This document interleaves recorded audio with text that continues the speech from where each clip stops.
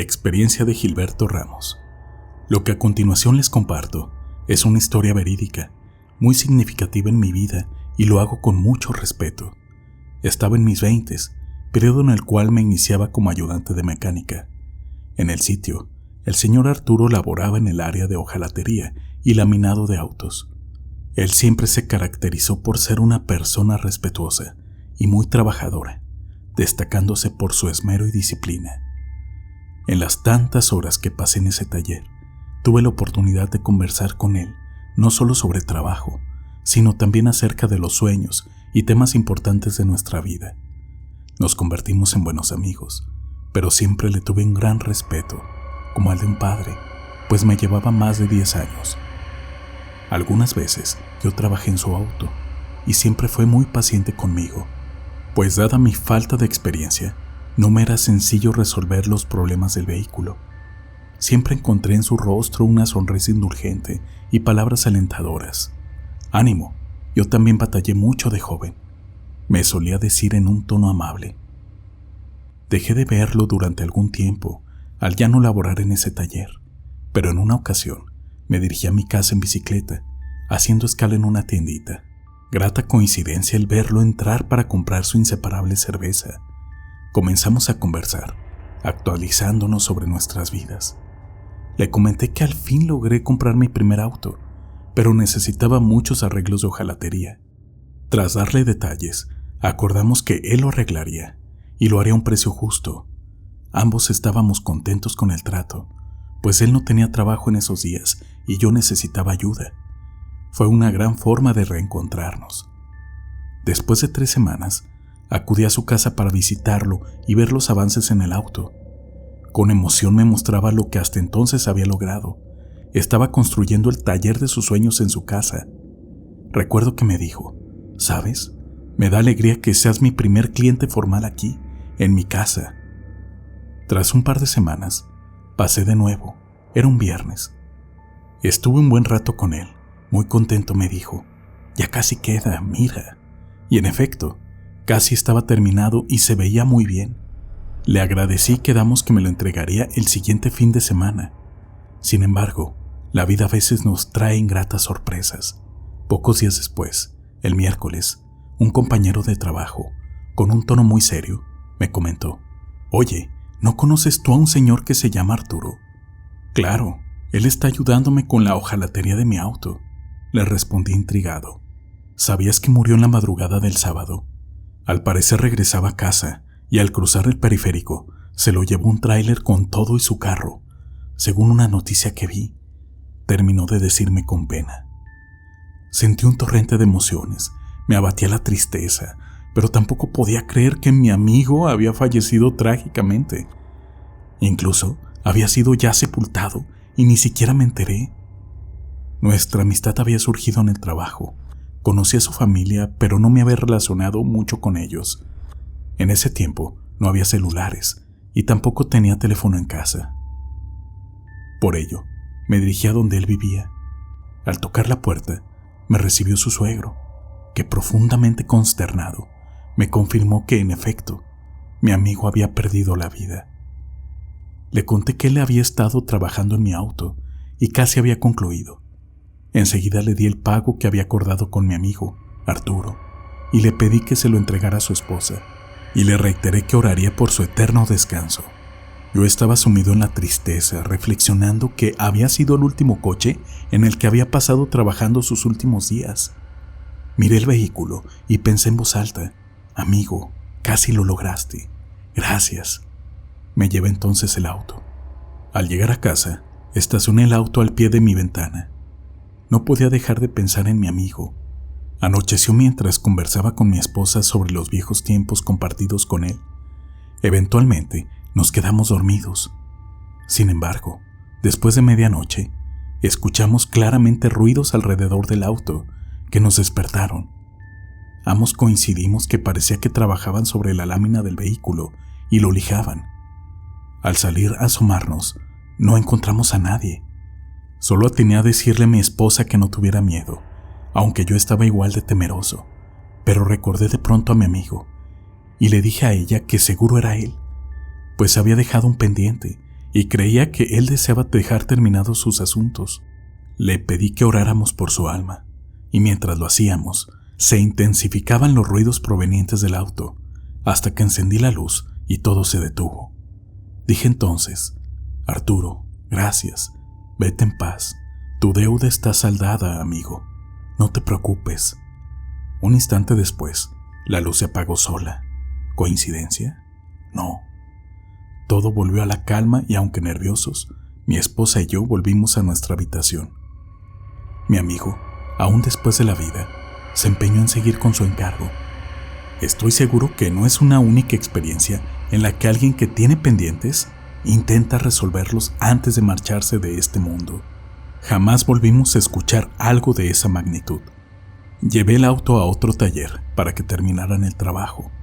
Deseaba que lo que mi buen amigo Arturo había comenzado quedara completo, y así fue. Sin embargo, el vehículo se quedó con energía de mi amigo. Yo lo sentía y percibía en algunos sucesos inexplicables, por lo que terminé vendiéndolo.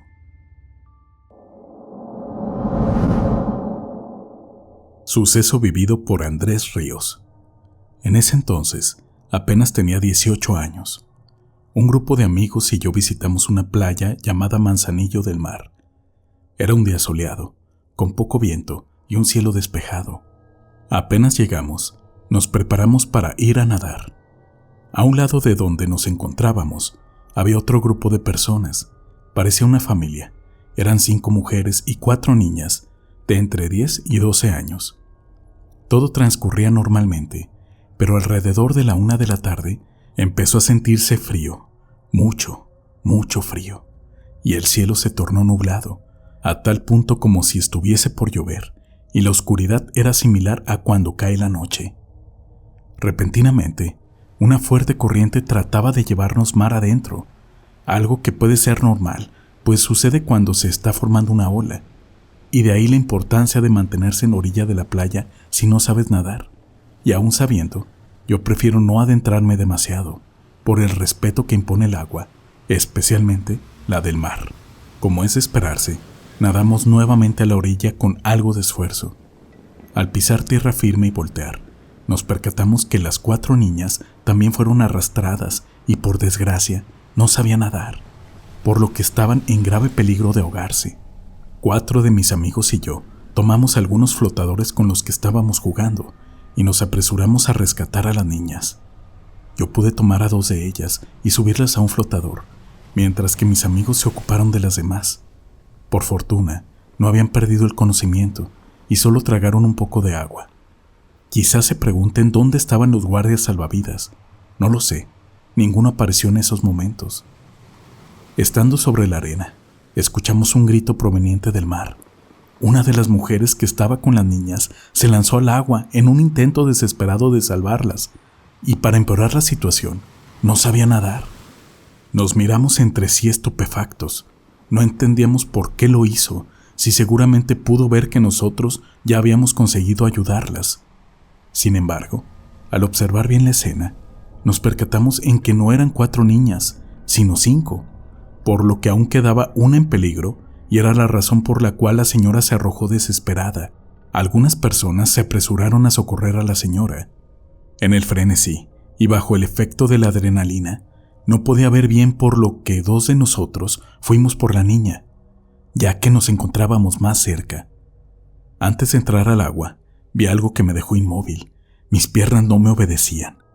Había un montón de manos blancas, largas y pálidas, justo debajo de la superficie, y no eran algas. Soy cartagenero, el mar es parte de mi vida, y sé distinguirlas perfectamente. Además, el agua era clara, por lo que estoy completamente seguro de lo que vi.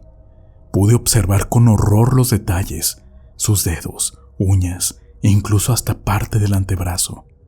El cielo se oscureció aún más y el frío se intensificó. Soplaba un viento helado. Mis demás amigos, al vernos inertes, saltaron al agua, pero al entrar los invadió un miedo terrible, paralizante según lo describieron, pero ninguno había visto lo que yo. A pesar del estado en el que me encontraba, al volver a ver a la niña, noté que estaba boca abajo, flotando, así que inhalé profundamente y pensé: Dios, dame fuerzas y guárdame del mal.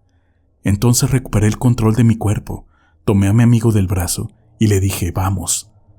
Entramos al agua, que estaba helada, tanto que calaba en la piel, algo muy raro porque en Cartagena hace mucho calor y el agua siempre está cálida. Cuando al fin llegamos hasta la niña, ya alcanzábamos a ver a quienes habían ido a auxiliar a la señora. La marea continuaba jalándonos hacia lo profundo y repentinamente una ola arrastró a mi amigo de vuelta hacia la orilla, dejándome solo, a escasos metros de la niña. Yo sentía que me quedaba sin fuerza. El miedo a cansarme y no poder nadar de regreso se apoderaba de mí. La pequeña estaba inconsciente, flotando boca abajo. En un último esfuerzo, extendí mi mano para tomarla del brazo y jalarla hacia mi flotador. Sin embargo, una gran ola nos embistió hundiéndonos hacia el fondo. Por fortuna, en el movimiento, la niña cayó sobre mí y aún debajo del agua pude sujetarla y nadar de nuevo a la superficie. Acto seguido, el mar se calmó repentinamente y el cielo se despejó. El sol salió y el agua dejó de estar tan fría. Justo cuando intenté comenzar a nadar con la niña, algo jaló a la pequeña hacia abajo, con fuerza, arrastrándome con ella. Debajo del agua, sentí como unas manos frías y largas me jalaron también. Parecían ser de mujer, algunas de hombre, pero todas eran muy fuertes. Los brazos eran duros, como piedras, arrastrándome a la profundidad lentamente. Yo no soltaba a la niña, no estaba dispuesto a dejarla ir. Sentí el impulso de salvarla a toda costa que me empujaba a pelear. Cuando no pude contener más la respiración y pensé que moriría, el tiempo pareció detenerse unos instantes. Dejé de sentir por un par de segundos la desesperante sensación de asfixia y escuché una voz que nunca antes había oído, pero que extrañamente me pareció familiar, como si me hubiera acompañado toda la vida. Con un tono potente como un trueno, pero a la vez suave, agradable y gentil, dijo, «Suéltala». Yo me resistí, y nuevamente la voz insistió aún más fuerte, «Suéltala». Y al no hacer caso, dijo por tercera vez, pronunciando mi nombre, «Andrés, suéltala. Esta no es tu hora. Ya la salvaste. Ahora suéltala, por favor».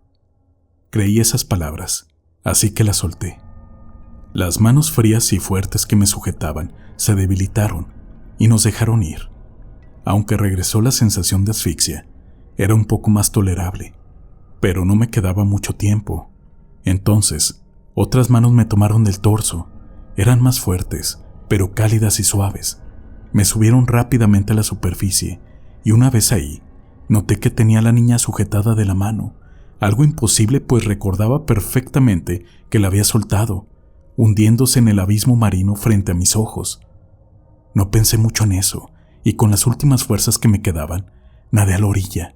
Llegué, le di respiración boca a boca a la pequeña, que por fortuna comenzó a toser, vomitó el agua, comenzó a respirar y me miró.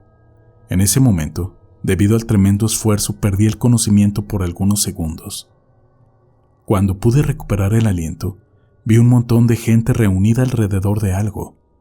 Al acercarme vi que la señora que había entrado al agua, por desgracia había perdido la vida, tratando de rescatar a la niña, algo que por poco a mí también me cuesta la existencia.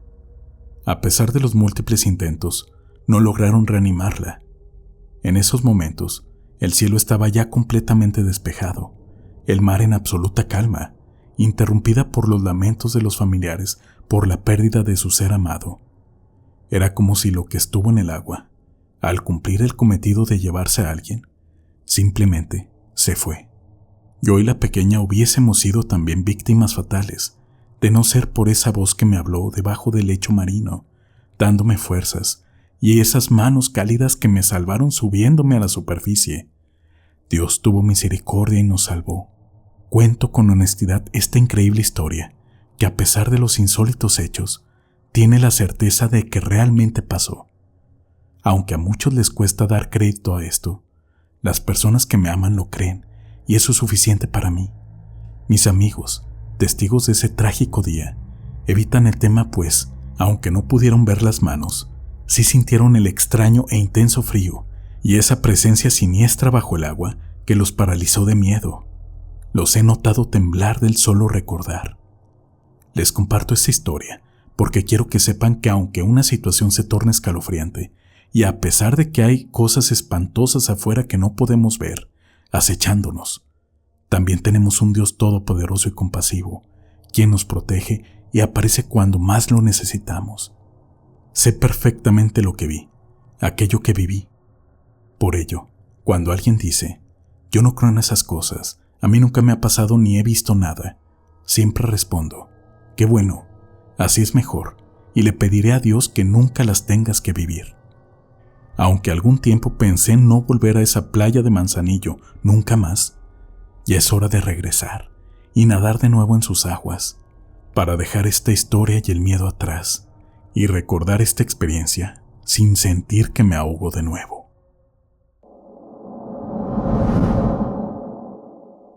Historia compartida por David.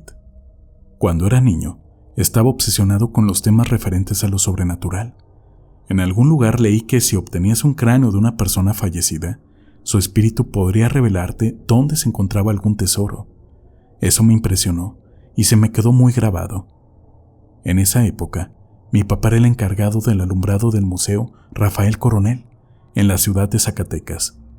Con miedo, pero un mórbido gusto, escuchaba las extrañas experiencias que tenía, especialmente cuando se efectuaban labores de remodelación y mantenimiento.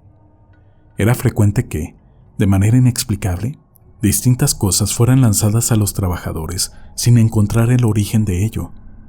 En una ocasión, a un albañil le arrojaron una enorme piedra que alcanzó a rozarlo, pudiendo haber tenido graves consecuencias, salvándose por escasos centímetros. Una vez, mi padre me llevó con él, y para mi sorpresa, había labores de excavación.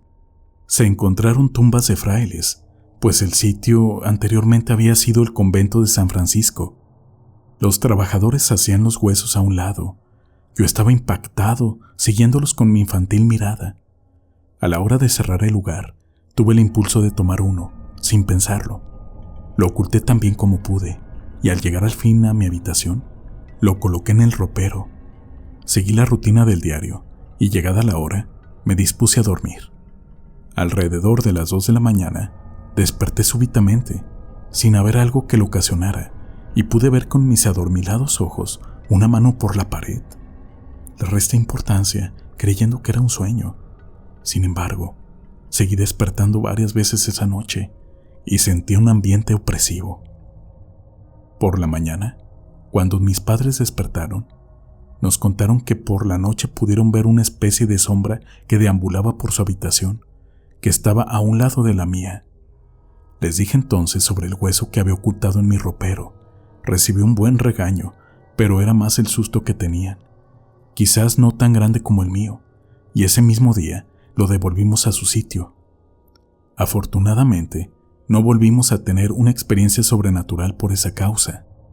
Hasta la fecha, ellos me recuerdan cuando el muertito regresó por su hueso, día desde el que mi miedo hizo que me alejara de buscar temas paranormales.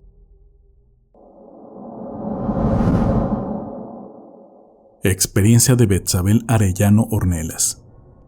Hace algún tiempo, viví un par de meses en un ranchito llamado San Mateo, ubicado en el municipio de Valparaíso, Zacatecas. Mis abuelitos estuvieron varios años ahí, pues mi abuelito era vendedor de la empresa Marinela, muy conocida en todo México por sus galletas y pastelitos. Su trabajo llevó a toda la familia por todos los ranchitos de Zacatecas. Mi tía, hermana de mi madre, nos contó que cuando era niña, su hermano mayor acudió a un baile con su novia, acompañado también de sus otros hermanos. Ya era tarde, y como mi abuelita sabía que su esposo se enojaría, envió a mi tía, la más obediente, a buscarlos, antes de que mi abuelo llegara de su trabajo. Ella salió pronto, sola, en una de las oscuras noches de San Mateo. En ese tiempo eran muy escasas las fuentes de luz. Caminó por el arroyo, y cuando intentó cruzarlo, sintió una ráfaga de viento sobre su cabeza. Al voltear, pudo ver un ave muy grande, con la cara muy extraña, que en instantes se abalanzó contra ella y arañó su cabeza con sus garras. Ese animal quería llevársela, pero para su suerte, unos familiares de una compañera que por ahí vivían alcanzaron a verla gritándole que corriera hacia la luz. Entre el pánico, mi tía solo atinó a ir con ellos, y mientras se acercaba, una señora le dijo que le gritara groserías al ave. Mi tía hizo caso, y al parecer eso ayudó a que finalmente el horrible animal desistiera. La señora la pasó a su casa, le hizo una limpia y la barrió para el susto. Cuando al fin regresó a casa de mis abuelos, les contó lo ocurrido. Mi abuelita revisó de inmediato su cabeza para descubrir con desconcierto las marcas que las garras de esa ave le habían dejado. No fue la única experiencia amarga de este tipo. En otra ocasión, también de noche, mis tíos fueron por agua al único grifo que abastecía todo el rancho. Cuando estaban cerca del lugar, vieron con estupor bolas de fuego sobre los pirules, de las cuales se oían chiflidos que parecían dirigidos hacia ellos. Tal fue su espanto que abandonaron ahí las tinas con agua. Mi abuelita afirma que ese pueblo, pegado a la sierra, está lleno de brujas.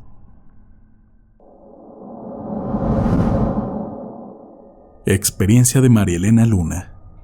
Era el 2014. Nos encontrábamos mi esposo, una de mis hijas y yo en un conocido restaurante, tomando café, a la espera de que concluyera un partido de fútbol, del Mundial, en la televisión, para después retirarnos. Espontáneamente, un pensamiento fuera de contexto vino a mi mente. Hoy cumplió 3 meses de muerta Luz. ¡Qué rápido!, exclamé al momento. Luz era mi cuñada. Al instante, la mesa y sillones comenzaron a moverse, tal como si se hubiese suscitado un temblor trepidatorio. Los pesados muebles estaban brincando ante nuestra atónita mirada. Se derramó el café y solo atinamos a decir: «Está temblando». Pero al voltear a nuestro alrededor, la gente estaba sentada tranquilamente. Tomamos asiento nuevamente, pero persistía en nosotros una sensación de zozobra que nos acompañó toda la tarde. ¿A alguno de ustedes le ha sucedido algo similar? Me encantaría conocer su opinión. ¿Tú o alguien que conoces ha tenido una experiencia sobrenatural? Compártenosla. Puedes enviarnos un correo a relatos.sobrenaturales@outlook.com o a contacto@relatosobrenaturales.com.